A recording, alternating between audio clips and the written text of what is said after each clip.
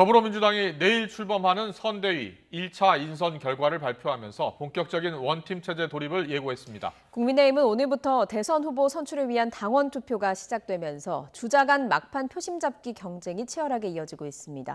국회 취재기자 연결합니다. 김태민 기자. 네, 국회입니다. 네, 내일 출범하는 민주당 선대위, 오늘 윤곽이 어느 정도 공개가 됐다고요? 네, 그렇습니다. 민주당은 내일 대규모 출범식과 함께 당 선대위를 띄우면서 본격적인 대선 체제로 돌입합니다. 지난달 10일 이재명 대선 후보를 선출한 지 약 3주 만인데요. 치열했던 경선 과정의 갈등을 봉합하기 위한 숨고르기를 마치고 내일 그 결과를 공개하는 겁니다. 당 선대위는 현역 의원 대부분이 참여하는 메머드급 규모로 꾸려지는 가운데 오늘 그 대략적인 인선 결과가 드러났습니다.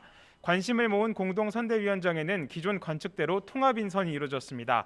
경쟁 후보 캠프의 선대위원장이었던 설훈, 홍영표, 김영주 의원 등이 공동선대위원장으로 전면에 나선 점이 용광로 선대위를 상징하는 대표적 장면이었습니다. 이 밖에도 공동총괄 선대본부, 수석대변인, 비서실장 등 주요 직책에서 경쟁 후보 캠프 소속 의원들이 포함됐습니다. 이런 가운데 이재명 후보는 오늘도 여당 대선 후보로서 폭넓은 행보를 이어가고 있습니다. 오늘 오전엔 국회를 찾아 박병석 국회의장을 예방했고 잠시 뒤에는 광복회와 노인중앙회를 잇따라 방문하며 표심 잡기에 나섭니다. 이와 동시에 국회 예산안 심사를 앞두고 전국민 재난지원금 추가 지급 논의를 띄우며 정책 행보에도 힘을 쏟고 있는데요. 오늘도 기자들과 만나 그 필요성과 실현 가능성을 거듭 강조했습니다. 함께 들어보겠습니다.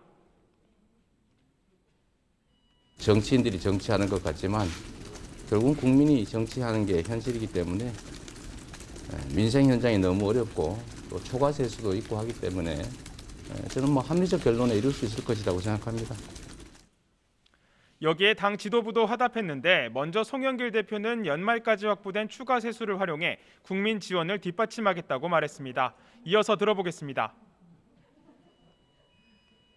연말까지 추가 세수가 당초 예상보다 약 10조 정도 더 이상 거칠 예정입니다. 이 재원을 기초로 우리 국민들에 대한 지원이 충분히 이루어질 수 있도록 뒷받침하겠습니다. 또 윤호중 원내대표는 전국민 재난지원금, 손실보상 확대 등을 제도화할 수 있도록 당론을 모으고 노력하겠다며 힘을 실었습니다. 네, 국민의힘은 오늘부터 대선 후보 선출을 위한 투표가 시작됐다고요? 네, 오는 5일 대선 후보 선출을 앞둔 국민의힘 오늘부터 당원 투표가 시작됐습니다. 오늘부터 이틀 동안은 모바일 투표가, 모레부터 이틀은 ARS 투표가 치러지는데요. 여기에 여론조사 결과 50%를 추가로 반영해 최종 후보를 선출하게 됩니다. 오후 들어 모바일 투표율은 벌써 40%를 돌파하면서 일찌감치 뜨거운 열기를 보이고 있는데 이처럼 국민의힘 경선 레이스가 이제 닷새도 채 남지 않으면서 야당 대권 주자들은 나란히 막판 표심 잡기에 총력을 기울이고 있습니다. 각자 자신이야말로 민주당 이재명 후보를 꺾고 정권 교체를 이룰 수 있는 적임자라고 내세우고 있는데 주자 간 신경전도 치열합니다. 먼저 홍준표 의원은 오늘 아침 라디오에서 가장 강력한 경쟁자인 윤 전 총장을 겨냥했는데요. 대통령은 날치기 공부로는 안 된다며 이는 마치 초임 검사가 넉 달 만에 검찰총장을 하겠다고 하는 것이라고 꼬집었습니다. 함께 들어보겠습니다. 초임 검사가 넉 달 만에 나 검찰총장 하겠다고 덤비는 거나 정치 입문한 지 넉 달 만에 아무것도 모르는 분야에 들어와서 나 대통령 하겠다고 한다면 그게 납득이 됩니까? 반대로 윤석열 캠프 선대위원장을 맡고 있는 하태경 의원은 홍 의원을 겨냥해 정치 혁신과는 거리가 있는 분이라고 지적했는데요. 그러면서 윤 전 총장이 당심에서 압도적 우세를 점하고 있는 만큼 큰 차이로 승리할 것이라고 자신했습니다. 이어서 들어보겠습니다. 여론조사는 오차 범위내에서 조금 지더라도 당원 투표에서는 지금 압도적으로 우세하거든요. 그래서 종합적으로 보면은 꽤 큰 차이로 이기지 않을까 생각이 듭니다. 유승민 전 의원은 양강을 이룬 윤석열, 홍준표 두 후보 모두 검사 출신이라는 점을 지적하면서 자신이야말로 중도 확장을 이룰 수 있는 경제 전문가라고 강조했고 원희룡 전 지사 역시 윤석열, 홍준표 두 후보를 겨냥해 준비 부족을 지적하는 등 신경전을 이어갔습니다. 국민의당 안철수 대표, 오늘 세 번째 대선 출마를 선언했죠?